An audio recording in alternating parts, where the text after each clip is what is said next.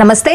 రుద్రాక్షల ప్రత్యేక కార్యక్రమానికి స్వాగతం. రుద్రాక్ష జగత్రక్ష. ప్రముఖ రుద్రాక్ష నిపుణులు, వేదగణిత శాస్త్రవేత్త, ఎన్నో జాతీయ అంతర్జాతీయ అవార్డుల గ్రహీత డాక్టర్ పాండురంగారావు గారు మన స్టూడియోలో ఉన్నారు. మీ పుట్టిన తేదీ వివరాలు తెలిపి ఎటువంటి రుద్రాక్షలు ధరించాలో గురువుగారిని అడిగి నేరుగా తెలుసుకోవచ్చు. స్క్రీన్ మీద స్క్రోల్ అవుతున్న నెంబర్స్ కు ఫోన్ చేసి నేరుగా గురువుగారితో మాట్లాడొచ్చు. నమస్తే గురువుగారు. నమస్కారం. ఓం నమః శివాయ. ఎలా ఉన్నారు? First class. సో ఎప్పట్లానే ఒక మోటివేషనల్ స్టోరీతో కార్యక్రమాన్ని స్టార్ట్ చేద్దాం. కథ చెప్పుకొని కార్యక్రమంలోకి వెళ్దాం. గగన విహారం చేసుకుంటూ ఇంద్రుడు వెళ్తున్నాడు ఆకాశ మార్గంలో.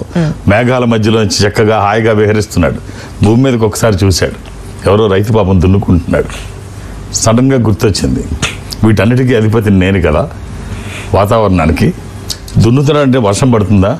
నా ఎరుకలో వర్షం లేదే, ఇవాళ రేపు ఏం వర్షం లేదు, ఎందుకు దున్నుతున్నాడు పిచ్చ రైతు, వృధా పరిశ్రమ కదా అనుకొని తెలుసుకుందాం అని మారు వేషంలో మనిషిలాగా వచ్చి ఆ రైతు దగ్గరికి వెళ్ళి, ఏమయ్యా వర్షం వచ్చే ఆలోచన అవకాశము లేదు, నువ్వెందుకు దున్నుతున్నావు అంటే, అయ్యా నాకు అనిపిస్తుంది ఈ రాత్రికి వర్షం పడుతుందని. పేదవాడిని చిన్న రైతుని ముందు దున్ని పెట్టుకోకపోతే వృధా అయిపోతుంది, అందుకనే నా ప్రయత్నం నేను చేస్తున్నానయ్యా అంటే, వర్షం లేదు ఏం లేదు పో, ఏం పడదు అంటాడు. అని చెప్పి వెళ్ళిపోతాడు. అయినా రైతు వినకుండా దున్నుతున్నాడు. ఏమిటి వీడి చాదస్తం అని చెప్పి పైకి వెళ్ళి అసలు తెలుసుకుందామని చెప్పి వర్ణుడిని అడుగుతాడు, వర్షం పడుతుందా? లేదు. మరి ఎందుకు దున్నుతున్నాడు? ఓ పని చెయ్యి, నువ్వు వర్షం పడకు. నేను చెప్పినా కూడా అప్పుడు పని మానట్లేదు, ఇవాళ రేపు 2 రోజులు వర్షం పడద్దు అంటే, అలాగే దానికి ఏదో మానేస్తాను, కానీ నాకు బలహీనత ఉంది, చల్లగాలు తగిలితే పడతా అంటే వాయువులు పిలబడ్డాడు. వస్తాడు. వచ్చిన తర్వాత ఇవాళ రేపు నువ్వు వీయకూడదు, అలాగే మానేద్దాం. కానీ నాకు బలహీనత ఉంది, ఏమిటంటే కప్పలు అరిస్తే నేను కదులుతా. అయితే మండోకి మా రాజుని పిలవండి. వస్తాడు. నువ్వు అరవద్దు 1-2 రోజులు, ఈ 2 రోజులు నువ్వు అరవద్దు. ఇంద్రుడు అంతటి వాడు చెప్తే నేను ఎందుకు అరుస్తాను స్వామి, నోటికి తాళం వేసేసుకుంటాను, మొత్తం మా కప్పజాతి అంతా తాళం వేసేసుకుంటాను. కానీ మాకు బలహీనత ఉంది, ఏమిటి అంటే మినుగుర్లు కదిలితే మేము అరుస్తాం. మినుగుర్లన్నింటినీ పిలవండి, మీరు అసలు కనబడకూడదు అంటే, అయ్యా తమరంతటి వారు చెప్పారు ఇంటికి తాళం వేసుకొని లోపలే ఉంటాం, బయటికి రాం, చిన్న జీవులం, మాదెంత అసలు బయటికి రాం, మీ అంతటి వారు చెప్పారు. సరే బాగానే ఉంది. ఇదంతా అయిపోయింది. వర్షం పడింది. రైతు మొత్తం దున్నేశాడు. వర్షం బేభత్సంగా పడిపోయింది. తను అనుకున్న దానికంటే చాలా బాగా పడింది. ఇంద్రుడికి అర్థం కాల, అరే వర్షం ఎలా పడింది, ఎలా దున్నేశాడు, ఎలా వర్షం పడింది. ఇప్పుడు వర్ణుడు పిలిచాడు. నేను చెప్పాను కదా నువ్వెందుకు పడ్డావు. నేనేం పడడం కాదు, గాలి వీచింది, నువ్వెందుకు వీచావు, కప్పలు అరిశాయి, మీరెందుకు అరిశారు, మినుగుర్లు కనిపించాయి. మినుగుర్లు పిలుస్తాడు. అసలు మేము ఇంట్లో బయటకు రాలేదు సార్, మేము రావడం ఏంటి, ఇది నిజం కాదు అంటే, అటుగా వెళుతున్న నారదుడిని అడుగుతాడు ఇంద్రుడు, ఏం జరిగింది నారద మునీంద్ర, అసలు ఏంటిదంటే, ఏమీ లేదు, ఆ రైతు పొలం దున్నుతున్నాడు, ఆలస్యమైంది, ఒక్కడే కష్టపడుతున్నాడు, చీకటి పడుతోంది, భార్య వచ్చింది, ఏమిటండి చీకటి పడుతుంది, ఒక్కళ్ళే చాదస్తం, ఇంటికి రండి, ఎంతసేపు పొలంలో పడతారు, ఆలస్యం అయిపోయిందంటే, లేదు ఈ రాత్రికి వర్షం పడుతుందని నేను అనుకుంటున్నాను, వర్షం పడితే అంత వృధా అయిపోద్ది, దాన్ని దున్ని పెట్టుకుంటే మంచిది కదా. అయితే మీరు ఒక్కళ్ళే ఏం కష్టపడతారంటే, 2 పిల్లలు కూడా తీసుకొస్తాను, 2 పిల్లలు మొత్తం అందరం కూడా చేద్దాం అని చెప్పేసి 2 పిల్లల్ని తీసుకొని వచ్చి, ఆ 2 పిల్లలు తల్లి చేతిలో లైట్లు పెట్టుకొని డ్యూటీలు పెట్టుకొని దున్నుతుంటే సాయం చేస్తున్నారు. ఈ దీపాలని గాలికి కదులుతూ ఉంటే కప్పలు మినుగుర్లు అనుకున్నాయి, భయ బెకబెకామన్నర్సాయి. కప్పలు అరంగానే గాలి కదిలింది. గాలి కదలంగానే వర్ణుడు వర్షించాడు, బ్రహ్మాండమైన వర్షం. సో నీ సంకల్పం గొప్పదైతే ప్రకృతి పరమేశ్వరుడు కూడా సహకరిస్తాడు. నీ మీద నమ్మకం ఉంచు, భారం భగవంతుని మీద వేయి. ఎప్పుడు ఏ డోరు ఓపెన్ అవ్వకపోతే 11th అవర్లో ఓపెన్ అయ్యే డోరు ఆ భగవంతుడు. సో ఆయన మీద విశ్వాసం ఉంచు, నువ్వు చేయాల్సిన పని చేయి, కర్మ నువ్వు చేయి, ఫలితం ఆయన ఇస్తాడు. ఆల్రెడీ గురువు గారు కాలర్ వెయిట్ చేస్తున్నారు. హైదరాబాద్ నుంచి సత్య గారు. సత్య గారు నమస్తే. నమస్కారం అండి, మాట్లాడండి గురు. అమ్మా ఓం నమః శివాయ. నమస్కారం గురుగారు. అమ్మ డేట్ ఆఫ్ ఎలా ఉన్నారు గురుగారు? నాకేమమ్మా first class. Date of birth 23/7/1993. 23/7 అవును గురుగారు. 1993. మా వదినకి వేసాము, బాగుంది, పిల్లలు ఫ్యామిలీ అంతా. ఇది శుక్రవారము. ఓకే గురుగారు. అవును గురుగారు. అలాగే ఇది పంచమి, శుక్లపక్షము, శుద్ధ పంచమి. ఇది సింహరాశి, పుబ్బ నక్షత్రము, పూర్వ పాల్గొని. అవును. వేయాల్సిన రుద్రాక్ష త్రయోదశముఖి రుద్రాక్ష కానీ నవముఖి రుద్రాక్ష కానీ. త్రయోదశి ఇది ఇంద్ర రుద్రాక్ష, రూలింగ్ రుద్రాక్ష, కమాండింగ్ రుద్రాక్ష. అనుకున్నది సాధించడానికి, సంకల్పం సిద్ధించడానికి, కోర్కెల సాఫల్యం కోసం జాతకపరంగా అవసరమైంది కూడా త్రయోదశి అంటే 13. ఒకవేళ అది కుదరకపోతే నవముఖి అమ్మవారి స్వరూపం, విజయాలు చేకూర్చి దోషాలు నివారించేది. 24/7 ఎప్పుడూ వేసుకోవచ్చు. అంటే మనం చేస్తున్న పనికి ఒక దైవికమైన సహకారం తీసుకుంటే ఆ వచ్చే ఫలితం ఖచ్చితంగా బాగుంటుంది. నియమాలు ఏమి లేవు, వీలైతే ఏదైనా ఒక్కటి అంత. ఎవరో వేసుకున్నారని చెప్తున్నారు, బాగుందని చెప్తున్నారు కదా, ఇది కూడా వేసి చూడండి, చాలా బాగుంటుంది. All the best. రైట్ గురుగారు. నెక్స్ట్ కాలర్ హైదరాబాద్ నుంచి గోపాల్ రెడ్డి గారు. గోపాల్ రెడ్డి గారు నమస్తే. నమస్కారం అమ్మా. మాట్లాడండి గురువు గారు. సార్ గోపాల్ రెడ్డి గారు.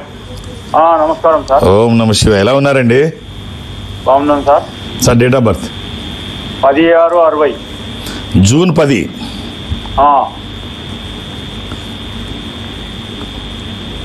నమస్కారం అమ్మా. శుక్రవారం పుట్టినారు తెలుసు కదా సార్? బాగున్నాను సార్.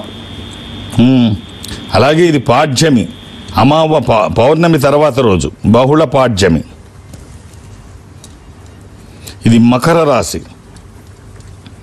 నక్షత్రం శ్రవణం, వెంకటేశ్వర స్వామి జన్మ నక్షత్రం.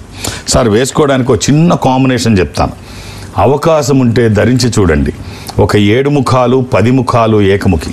7 ముఖాలు లక్ష్మీ స్వరూపము, శని దోషములకి మంచిది. దశముఖి ఇది విష్ణు స్వరూపము, మానసిక ఒత్తిళ్లు తగ్గడానికి, వాస్తు దోషములు పోవడానికి, న్యాయపరమైన చిక్కులు అధిగమించడానికి. ఏకముఖి రుద్రస్వరూపము, అపమృత్యు బాధలు లేకుండా. ఈ 3 కుదిరితే వేయండి, లేకపోతే ఏదైనా ఒకటి. అలాని ఏది పడితే అది వేయకండి. దురదృష్టం రుద్రాక్షల్లో 100కి 99 నకిలీయే ఉంటాయి. ఒకటైనా మంచిది వేయగలిగితే ఆ ఫలితం ఒక అద్భుతం. అలాంటి గురుగారు, నేను మిమ్మల్ని పర్సనల్గా ఒక క్వశ్చన్ అడుగుదాం అనుకుంటున్నాను. ఎప్పుడైనా మీరు ఎవరికైనా ఏదైనా చెప్పినప్పుడు, సలహా ఇచ్చినప్పుడు మీకు అంతా చాదస్తం అన్న మాట ఎవరి దగ్గరైనా విన్నారా మీరు? అంటే పెద్దవాళ్ళు ఏదైనా చెప్తే చాదస్తం అంటే నా ముఖం మీద అయితే అనలేదు, కానీ పెద్దవాళ్ళ విషయంలో అనడం ఇది సర్వసాధారణం. నా ముఖం అంటే ఎవరి ముఖం మీద ఎక్కడ లోకు ఉంటే అక్కడ. ఇప్పుడు తల్లిదండ్రుల మీద అంటారు, వాళ్ళ లోకు కాబట్టి. కానీ చాదస్తం కాదు, చాదస్తం కాదు. పాపం వాళ్ళ ఉనికిని తెలియజేసుకునే కొన్ని పద్ధతులు. ఇప్పుడు పెద్దవాళ్ళు మెసేజ్లు పెడుతుంటారు, గుడ్ మార్నింగ్ గుడ్ ఈవినింగ్ మెసేజ్లు పెడుతుంటారు. తెల్లారుజాము 4 గంటలు వేస్తాడు, ముసలివాడికి పని ఏమీ లేదు, మొదలెడతాడు మెసేజ్లు అని. కానీ వాళ్ళు మేము ఇంకా ఈ భూమి మీద బతుకున్నాం అని వాళ్ళ ఉనికిని తెలియజేసే ఒక నిశ్శబ్ద మెసేజ్, అది ఒక సందేశం. ఇప్పుడు ఒక పేపర్ వేసే వ్యక్తి, ఒక కుర్రాడు ఒక బాక్స్కి, పేపర్ బాక్స్కి తాళం ఉంటే ఆ ఇంటికి వెళ్ళి బెల్ కొడితే పెద్ద ఆయన వచ్చాడు, సార్ మీ పేపర్ వేసే బాక్స్కి తాళం వేసింది అంటే, నేనే వేశాను బాబు. ఎందుకంటే ఏం లేదు నాయన, రోజు పేపర్ తీసుకొచ్చి నాకు ఇవ్వు బెల్ కొట్టి నాకు ఇవ్వు అంటే, అది సాధ్యం కాదండి, ఇంతమందికి మేము వేస్తున్నప్పుడు వచ్చి ప్రత్యేకించి వేయడం సాధ్యం కాదు అంటే, లేదు నాయన అలా వెయ్యు, నీకు అదనంగా నెల ఒక 1000 రూపాయలు ఇస్తాను, కాదనకు అంటే. ఎందుకండి అని అడుగుతాడు. ఎందుకేమిటి బాబు, ఈ మధ్యకాలంలో భార్య పోయింది, నాకంటూ తోడు ఎవరు లేరు, నేను ఒక్కడనే ఉంటున్నాను, కొడుకు కూతురు విదేశాల్లో ఉంటున్నారు, వాళ్ళు వచ్చే పరిస్థితి లేదు, నన్ను పలకరించే నాదుడా కరువయ్యారు. సో నువ్వు వేసే పేపర్ ఈ వయసులో చదివే పరిస్థితి లేదు, ఎలాగా మసకల కళ్ళు, పేపర్ కోసం ఎందుకు ఎదురు చూస్తానంటే, నువ్వు వచ్చి బెల్లు కొడితే ఎవరన్నా పలకరించే వాళ్ళు ఉంటారు అని. ఎప్పుడు ఎవరు బెల్లు కొట్టినా పలకరింపు కోసం ఎవరన్నా వచ్చారని ఆ రోజు గడిపేస్తాను. సో నువ్వు ఇలా రోజు వచ్చి బెల్లు కొడితేనైనా బాగుంటుంది. సో వాళ్ళ మాటలు చాదస్తం కాదు, చాలామంది ఇలాంటి పరిస్థితిలో ఉంటారు. వృద్ధాశ్రమాలు కూడా తగ్గలేదు, అవి పెరగకుండా ఉన్నాయి. కారణం ఏమిటంటే విదేశాలకు వెళ్ళే వాళ్ళ సంఖ్య పెరిగింది, ఒంటరిగా ఉండే పెద్దవాళ్ళు ఎక్కువయ్యారు. ఇవేవి వాళ్ళ దగ్గర ఉన్న నాలెడ్జ్ మామూలుది కాదు, అది చాదస్తంగా అనుకుంటే వాళ్ళ కర్మ అంతే. అదేం చాదస్తం కాదు, వాళ్ళ బాధను వ్యక్తీకరించే విధానం కావచ్చు, వాళ్ళ నాలెడ్జ్ని గ్రహించే వాళ్ళు లేకపోవడం ఒక ఇబ్బంది, సమాజ దౌర్భాగ్యం. గారు కాలర్ వెయిట్ చేస్తున్నారు. వర్ణిక గారు నమస్తే అండి. నమస్తే అండి. ఎక్కడి నుంచి కాల్ చేస్తున్నారండి? శివాయ నమః. శివాయ నమః. డేట్ ఆఫ్ బర్త్ 28 ఫిబ్రవరి 1990 అండి.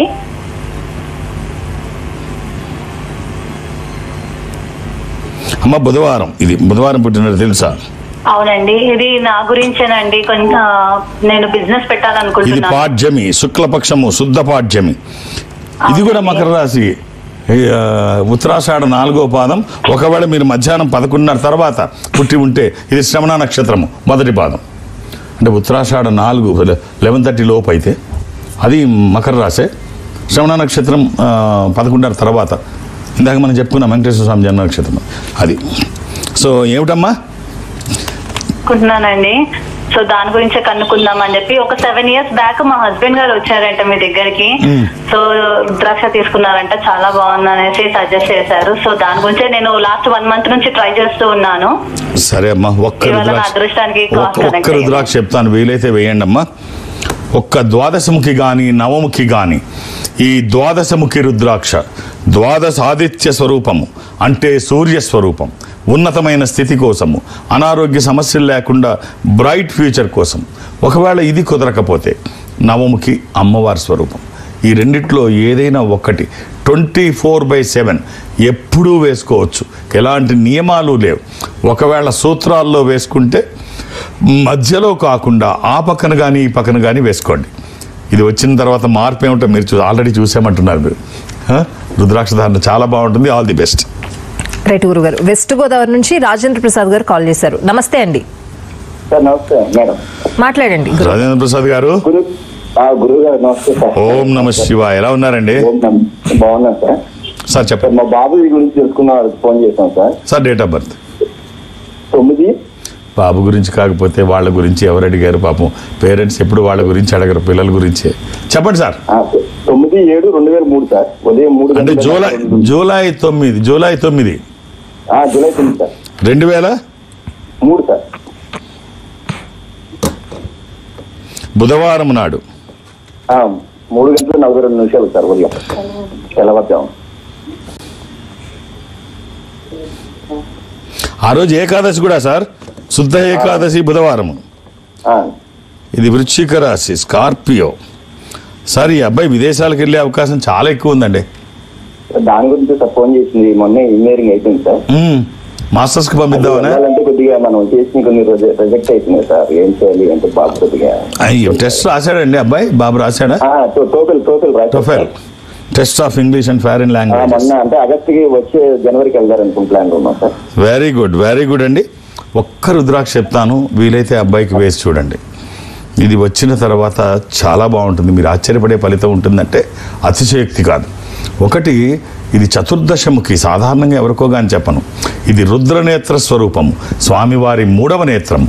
శత్రుభయాలు లేకుండా, గ్రహపరమైన దోషాలు లేకుండా, అపమృత్యు బాధలు లేకుండా. దీనికి అధిపతి శని, అంటే అబ్బాయి జాతకానికి సంబంధించింది. అది కుదరకపోతే త్రయోదశి, అది కుదరకపోతే ద్వాదశి. చూడండి జాగ్రత్తగా, వీటిల్లో నకిలీల శాతం చాలా ఎక్కువ ఉంటాయి. ఒక్కటైనా మంచిది వేయగలిగితే ఒక రక్షణ కవచమే. మీ ఆశీర్వచనము, వాళ్ళ ప్రయత్నము, ఈశ్వర అనుగ్రహము.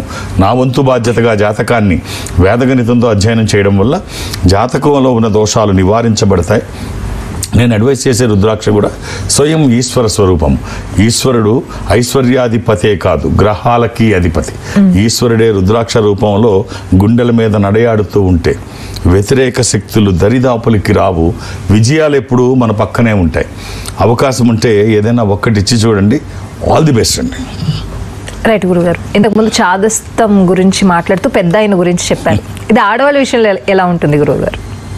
ఇప్పుడు తండ్రి ప్రేమ కనిపించదు, తల్లి ప్రేమ కనిపిస్తూ ఉంటుంది. అది కూడా గుర్తించినటువంటి వాళ్ళు చాలామంది సమాజంలో కనిపిస్తున్నా గుర్తించినటువంటి వాళ్ళు చాలామంది ఉంటారు. అలాగే ఒక పిల్లాడు వచ్చి, కొడుకు వచ్చి, అమ్మా ఇప్పుడు దాకా నువ్వు నాకు చాలా చేసావు, ఇదిగో నేను వెళ్ళిపోతున్నా, నా దగ్గర ఈ డబ్బు మిగిలింది, ఇది నీ దగ్గర ఉంచుకో, హ్యాపీగా ఖర్చు పెట్టుకో, నీ రుణం తీర్చుకునే అవకాశం నాకు ఇంతకాలానికి దొరికింది అంటే, నాయన ఈ డబ్బు వద్దు కానీ నీ దగ్గర పెట్టుకో, నా రుణం తీర్చుకోవాలనుకుంటే ఎలాగ వెళ్ళిపోతానంటున్నావు కదా, ఒక్కరోజు ఇవాళ నాతో పాటు నా పక్కన పడుకోనాయన, చిన్నప్పుడు నువ్వు ఎలా పడుకున్నావో అలా ఒక్కరోజు పడుకొని వెళ్ళిపోనాయన, నాకు ఈ డబ్బు ఇది ఏమీ వద్దు, నా రుణం ఆ రకంగా తీర్చేసుకో అంటే, తల్లి ఇంతగా రిక్వెస్ట్ చేస్తుంది కదా అని ఆ రోజు అమ్మతో పడుకుందాం అనుకున్నాడు. పడుకుంటాడు. కాసేపటికి నాయన మంచినీళ్ళు కావాలి, దాహం వేస్తోంది, మంచినీళ్ళు ఇస్తాడు. మళ్ళీ ఓ 15 నిమిషాల తర్వాత మళ్ళీ లేచి కొడుకుని లేపి, బాబు కొంచెం నీళ్లు, ఆ వణుకుతున్న చేతులతో నీళ్లు ఒలికిపోతున్నాయి మీద, అలాగే తాగుతోంది. మళ్ళీ కాసేపటికి ఇలా 4-5 సార్లు పక్క తడుపుకుంటుంది. నీళ్ళు చిరాకు వస్తుంది, పక్కంతా తడిపేసే బుద్ధి లేదా? ఎన్నిసార్లు నీళ్ళు అడుగుతావు? తెల్లారి వరకు అడుగుతూనే ఉంటావా? నీకేం పని లేదా? నీళ్లు తాగడమే పనా? చూడు పక్కంతా తడిచిపోయింది, ఎలా పడుకోవాలి? ఇంకెప్పుడు ఇలా చెప్పక నాకు అంటాడు. అప్పుడు చెప్తాడు, నువ్వు రుణం తీర్చుకుంటానన్నావు కదా నాయనా, అందుకే పడుకోమన్నాను. నువ్వు రోజు 1, 2 అన్నీ నా పక్కలోనే, మలమూత్రాలు 2 పక్కలోనే, బట్టలు మార్చి మళ్ళీ శుభ్రం చేసి తెల్లవారులు నువ్వేం చేసినా ఇదే పని. తడిచిపోయిన పక్క నేను పడుకొని పొడిగా ఉన్నది నీకు వేసి ఇలాగా నెలలు రోజులు కాదు నాయన, సంవత్సరాలు నీకుగా నువ్వు నీ పనులు నువ్వు చేసుకునే వరకు, నువ్వు స్వతంత్రంగా పడుకునే వరకు, నువ్వు బాత్రూమ్కి వెళ్ళే వరకు కూడా ఇన్ని సంవత్సరాలు నేనే చేశా. ఒక్క రోజుకి ఇంత కష్టమైందే. నువ్వు నీ తల వెంట్రుకలు ఎన్నున్నాయో అన్ని జన్మలు ఎత్తిన నువ్వే కాదు ఎవ్వరూ కూడా తల్లి రుణం తీర్చుకోలేరు. ఈ పదం కరెక్ట్ కాదని నీకు తెలియజేయడం కోసమే నీ డబ్బొద్దని చెప్పాను. సో తల్లి పాత్ర అలా ఉంటుంది. గుర్తించగలిగితే అమ్మ గురించి ఎక్కడ తక్కువగా మాట్లాడరు, అమ్మది చాదస్తం అనుకోరు, అమ్మ లేకపోతే బాగుంటుంది అనేటువంటి వాళ్ళు కూడా అక్కడక్కడ మనకు కనబడుతుంటారు. అంతకంటే దౌర్భాగ్యం ప్రపంచంలో ఇంకేముండదు. సో అమ్మ నాన్న ఇద్దరు ఎవ్వరూ తక్కువ కాదు. ఒకళ్ళ జీవితాన్ని ఇస్తే ఇంకొకళ్ళ భవిష్యత్తుని ఇస్తారు.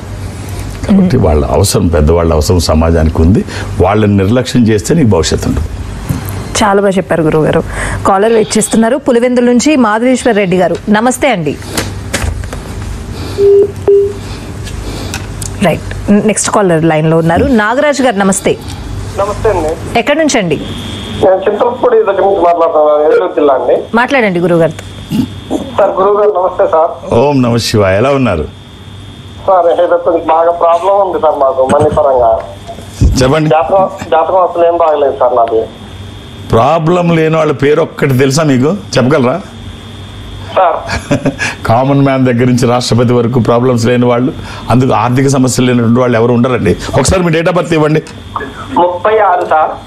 36 1983 సార్. ఏం చేస్తున్నారు మీరు? నేను ఆటో తోలుతాను సార్, వ్యవసాయం కొద్ది చేస్తాను సార్. ఎన్ని ఎకరాల వ్యవసాయం ఉంది? ఇది గురువారం నాడు. సొంత భూమి ఏం లేదు సార్, కౌలుకే తీసుకొని చేస్తూ ఉంటాను సార్. ఎన్ని ఎకరాలు చేస్తున్నారు? 2 ఎకరాలు సార్. ఇది పంచమి కృష్ణపక్షము గురువారము, ఇవాళ కూడా పంచమే. 2 ఎకరాలు సార్. మీనరాశి, ఉత్తరాభాద నక్షత్రము. పిల్లలండి? 2 ఆడపిల్లలు సార్. రైట్. ముందు సమయాన్ని డబ్బుగా మార్చే ప్రయత్నం చేయండి. మీరు ఆటో నడుపుతున్నారు కదా, ఇది మీ అలా నడపండి. ఒక మార్నింగ్ కానీ ఈవినింగ్ కానీ మీరు ఏదో టైంలో క్లోజ్ చేస్తారు, ఆర్ ఏదో టైంలో స్టార్ట్ చేస్తారు. దానికి ఒక అరగంట 6 గంట మీ ఓపికను బట్టి, ఇది మీది కాదనుకోండి, అంటే రెగ్యులర్ టైం కాకుండా ఎడిషనల్ మార్నింగ్ ఆర్ ఈవినింగ్ మీరు క్లోజ్ చేసే ఆర్ స్టార్టింగ్ చేసే టైంకి ఈ అరగంటో గంటో మీది కాదనుకోండి, ఆ దాంట్లో ఎంత వస్తే అంత చీటింగ్ చేయకుండా ఆ డబ్బులు పక్కన పెట్టండి. అది అస్సలు మీది కాదు. అంటే మీ టైంని మనీగా కన్వర్ట్ చేయడం, ఆ డబ్బుని దేనికన్నా అంటే డౌన్ పేమెంట్గా వాడండి. ఈఎంఐలు పెట్టుకొని ఏదైనా కొత్తది తీసుకోండి. ఆటో మీ సొంతమైతే ఈ ఆటోని అద్దెకి ఇవ్వండి. అంటే ఇన్కమ్ జనరేట్ చేసుకోవడం, మల్టిపుల్ ఇన్కమ్ సోర్సెస్ పెంచుకోవడం. అంటే యాక్టివ్ ఇన్కమ్, ప్యాసివ్ ఇన్కమ్ రెండు అవసరం. కష్టపడితే వచ్చే ఇన్కము, మీరు కష్టపడకుండా ఇన్కమ్ని తీసుకొచ్చేది. అలా ఎవరి పరిధిలో వాళ్ళు. ఇప్పుడు మీ దగ్గర సమయం ఉంది, మీరు ఆటో నడుపుతున్నారు, మీ ఆటో నడపడం టైం ముందు కానీ తర్వాత కానీ 1 గంట మీకు అది వేరే రకంగా వాడుకోండి. సో మనం ప్లాన్ చేసుకుంటే మన ప్రయత్నానికి భగవంతుడు అలాగే పెద్దల ఆశీర్వచనం ఉంటే అన్నీ బాగుంటాయి. ఆందోళన పడకండి. ఒక 7 ముఖాలు 10 ముఖాలు ఏకముఖి, ఈ 3 రుద్రాక్షలు ఒకవేళ 3 కుదరకపోతే ఏదన్నా ఒక్కటి వేసుకోండి.